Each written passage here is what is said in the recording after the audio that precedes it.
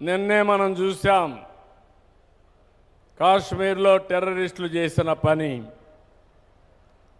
ఈ దేశం యొక్క శక్తి ముందర ఇలాంటి కుయుక్తులు ఏమీ పని చేయవు. అది గుర్తుపెట్టుకోమని హెచ్చరిస్తున్నా. ఎవరైనా భారతదేశ జోలుకొస్తే అక్కడి నుంచి మటాష్ అయిపోతారు తప్ప వీళ్ళు చేయగలిగింది ఏమీ ఉండదు. తీవ్రవాద సమస్య కానీ టెర్రరిస్ట్ సమస్యలు కానీ ఈ దేశాన్ని ఏమీ కూడా షేక్ చేయలేవు. అది భారతీయుల్లో ఉండే ధైర్యం, ఐకమత్యం.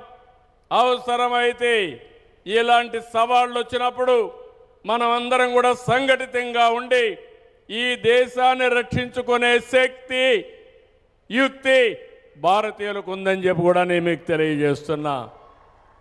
ఇక్కడికి వచ్చినప్పుడు నేను మిమ్మల్ని అందరినీ ఒకటే కోరుతున్నా.